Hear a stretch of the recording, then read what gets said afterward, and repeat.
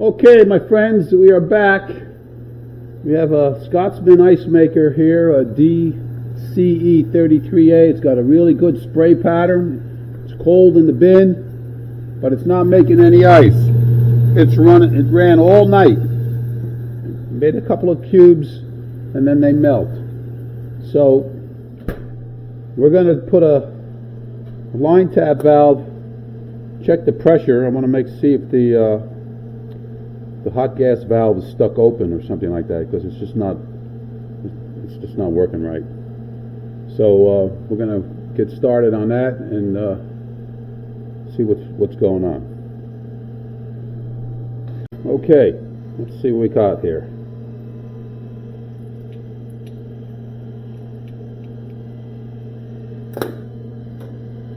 Got nothing. Okay. Next thing we're going to do, we're going to drain all the gas out. Pull a recovery on it. See how much gas we have in there, and see if it's a freon leak. And then we'll pump down the compressor, make sure the compressor is good. Obviously, if the compressor was bad, the pressure would be up. Right now I'm not getting anything here. So it's either low on freon. Doesn't seem to have a leak, but we'll see. The only way to check it properly is to check both head pressure and the back pressure. So let's drain the gas out, put some valves on here, and do a better look-see. Okay, so we're going to shut this thing down, and suck out the gas.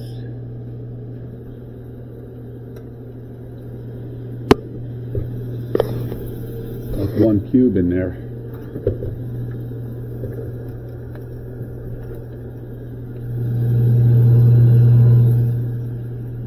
It's got a pretty good spray pattern on it. So, water's spraying up and it's cold. So let's try to figure out what's going on.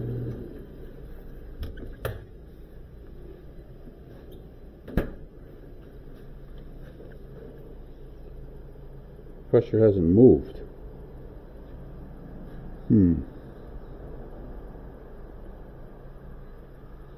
That could mean that piercing valve.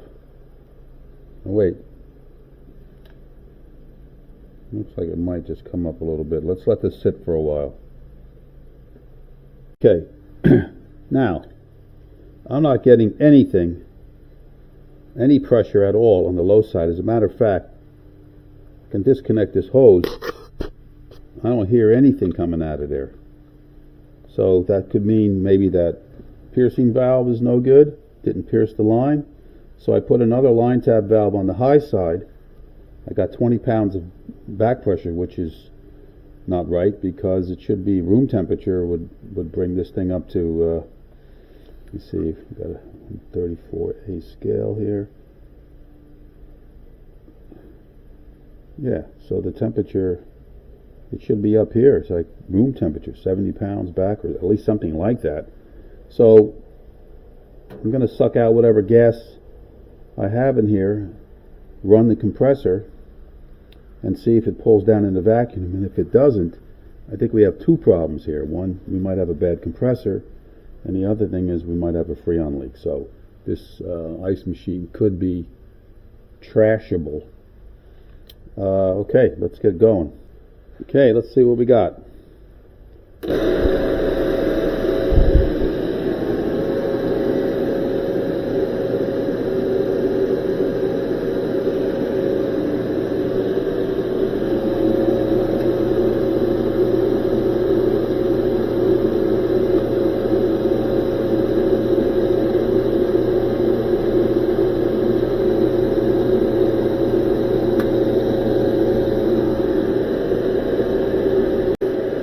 Alright, I still have no reading on the low side, so I'm starting to think that maybe that valve didn't pierce the line. No pressure. But on the high side, we're now in a 10-inch vacuum, so it's still sucking out. So we'll let that run until it sucks out all the refrigerant. And we're going to put on 2 process ports on both lines and check the compressor by pumping it down to see what kind of vacuum we can get out of it. Alright, so right now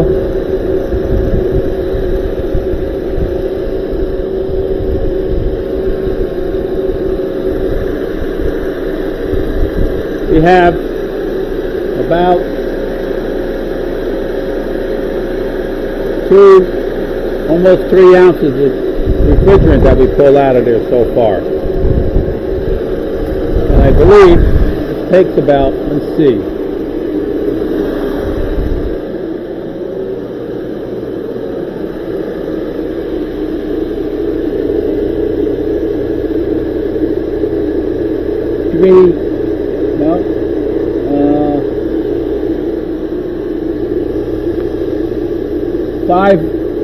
takes 5 ounces of 134A. Alright, so I shut up the valve gauge and it's holding at 10 inches in vacuum. So I'm satisfied that it's empty. So let's take this off. Let's see what kind of gas we have in here.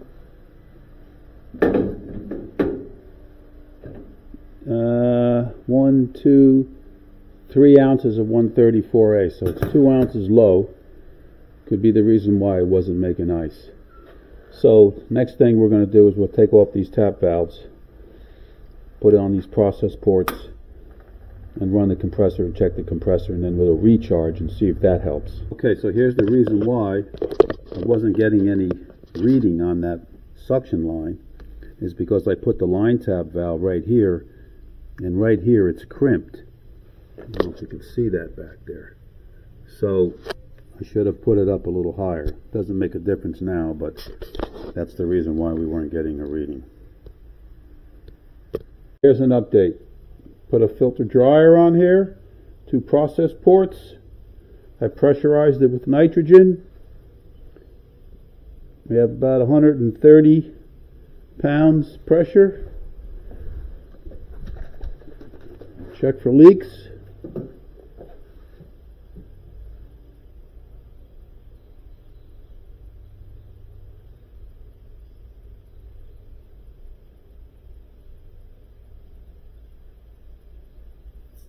Oh, there's a leak there. Okay. Resolder that. Okay, so we fixed the leak here. We put a new process port on here. That valve, that process port we had on there before was just leaking. I couldn't fix it. So new filter dryer. The high side is open. I'm going to turn on the unit. See what we got.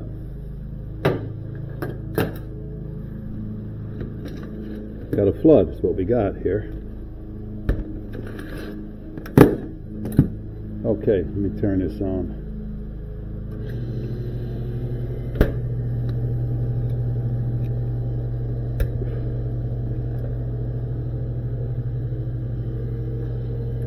It's going down.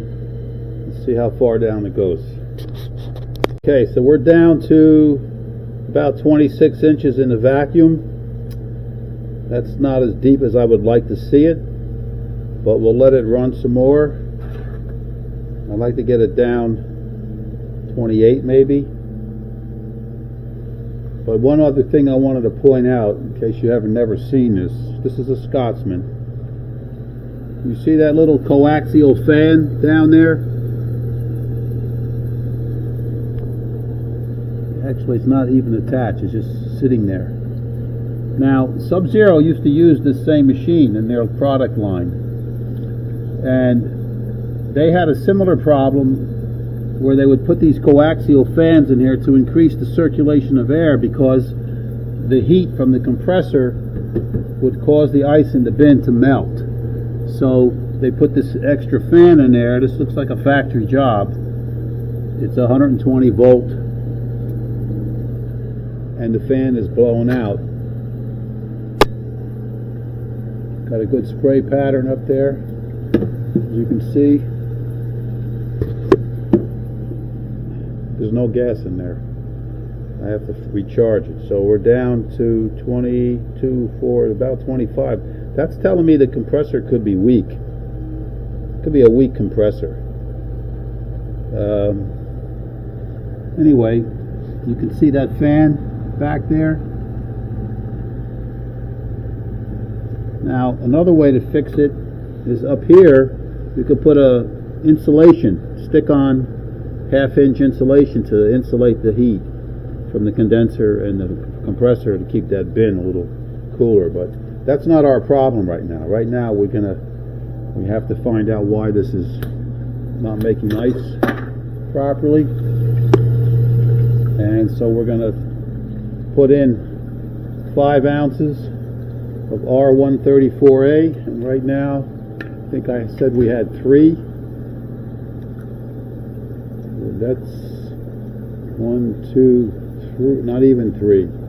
So we want to get up to, this is actually 2. So it's 1, 2, 3, 4, and just a little bit over the 4 is going to be 5 ounces of 134A, because this is an R22 scale, and I measured it out so that I can use it for 134A. I could also weigh the gas in with a scale, but I got Freon in here and I want to use that up. So let me get ready for that. So since we have, so we could put this in, not quite 3 ounces there, because this mark right there above the 1, that's actually 2 ounces.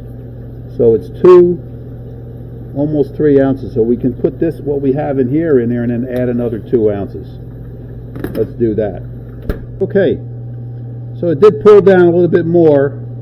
It was almost 28 inches in the vacuum. So I put the 2 ounces in here that was in the charging column, and now I need to put 3 more ounces in there. So we got 439.2.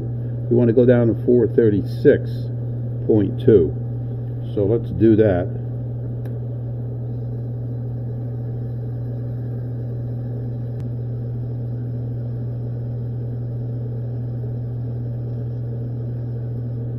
Okay, so that's 3 more ounces. What's our back pressure here?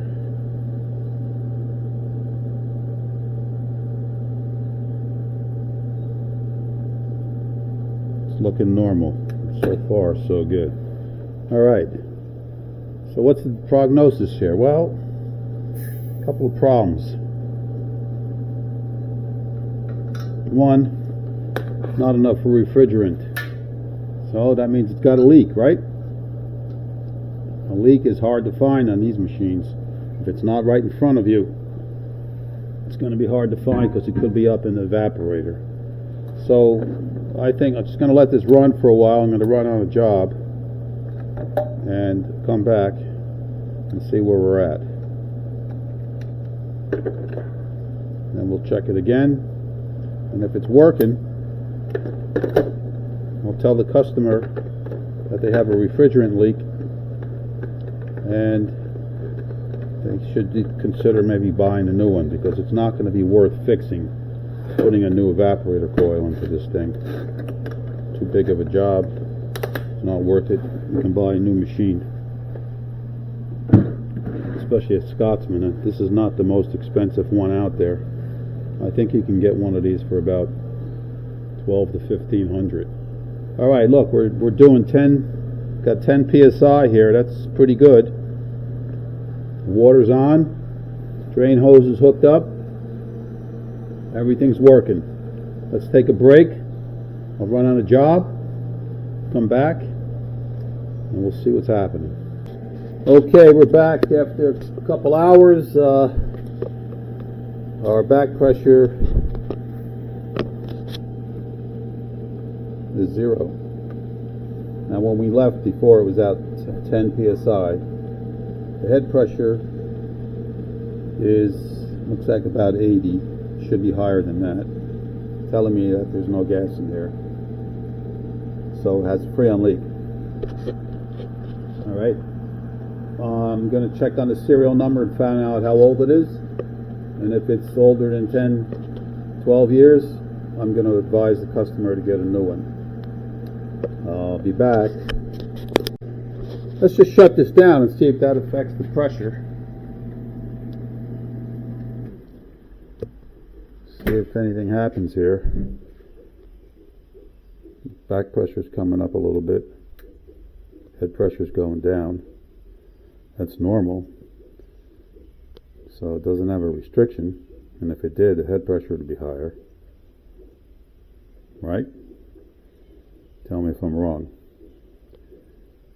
I checked for leaks. There was no leaks. Not at least not where I've made these changes here. But there could be a leak somewhere else in the system. I noticed there's a lot of corrosion on the line coming out of or going into the compressor, the suction line. I can do a quick ultrasound or a sniffer on here to see if I can pick up any traces. But I think the machine is a little bit worn down, and so I'll see if I can find out what age it is. Okay, so here is the machine. I took it off the bench. It's got a Freon problem. I checked on the serial number. It's 14 years old. I advised the customer to get a new machine. Wasn't worth fixing. But he gave me the second machine here to check. This is the same machine. It's a DCE33a. This machine does not have a timer on it, as opposed to that one. And it's basically the same machine.